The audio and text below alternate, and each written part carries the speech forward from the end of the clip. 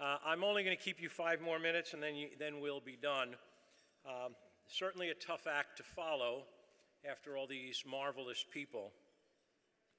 Some time ago, I was interviewing an employee for my business that I had, and I was trying to learn a little bit about him.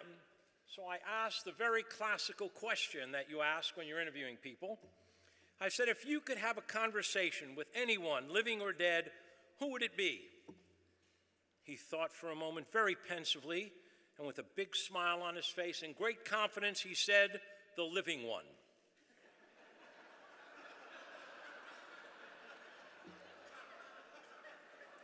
I learned a lesson from that. And that lesson was that subtlety wastes time and gets me no place. So I have no intention of being subtle from here on till the end of my comments. General George Patton had this philosophy. He said, never tell people how to do things. Tell them what needs to be done, and they will surprise you with their ingenuity.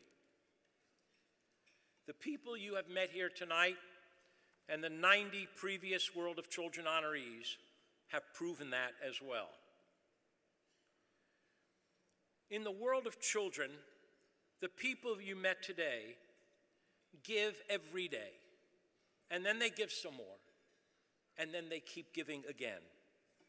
They do it often at great personal risk for the sole reward, the only reward, the smile of a child. Ralph Waldo Emerson wrote, do not go where the path may lead. Go instead where there is no path and leave a trail. I know you'll agree that tonight's honorees are all doing that. They are all leaving a trail. A trail that vulnerable children can follow to create hope.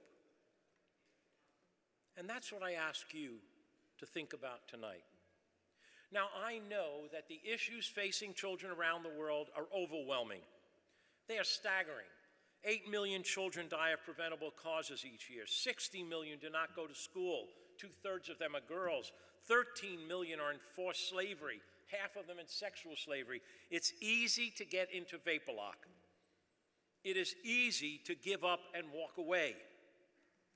It is easy to just do nothing and throw up our hands in frustration. But easy, my friends, is just not acceptable. Just not acceptable.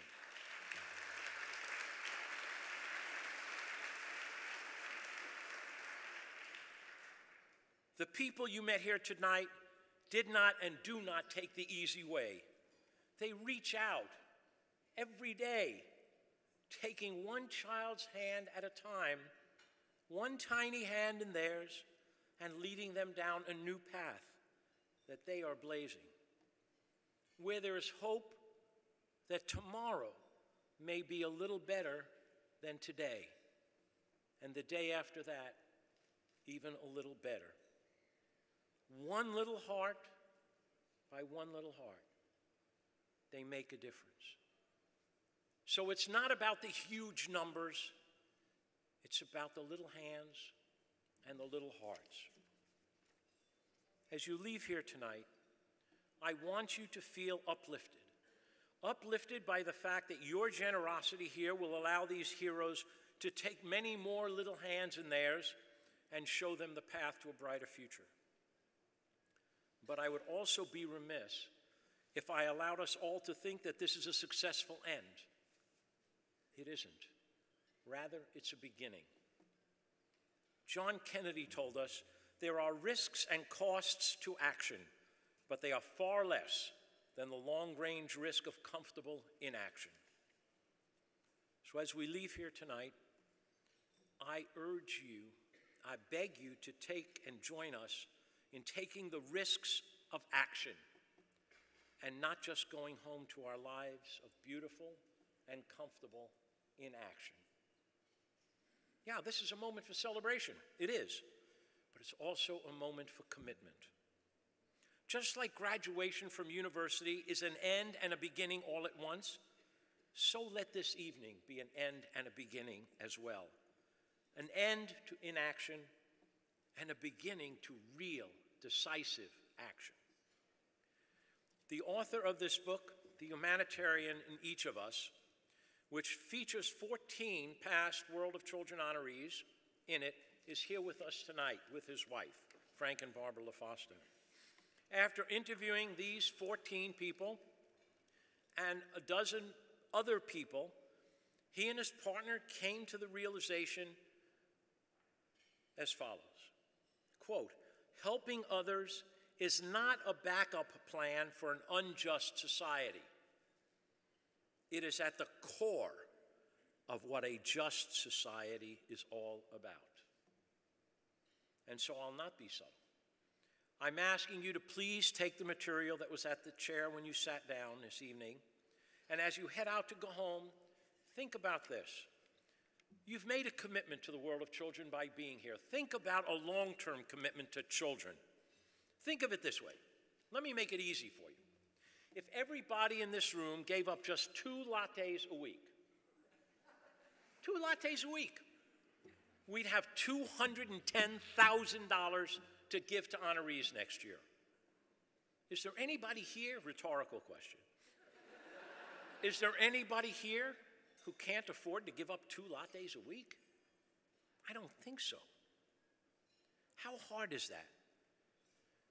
It's not as hard as people think.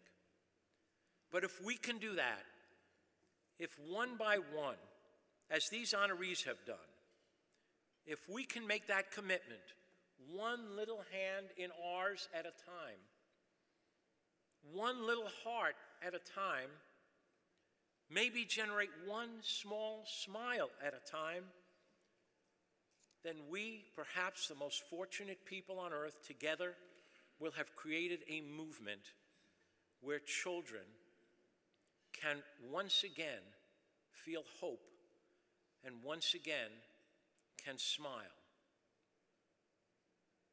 The alternative is not an option. So thank you all, God bless you, and have a great evening.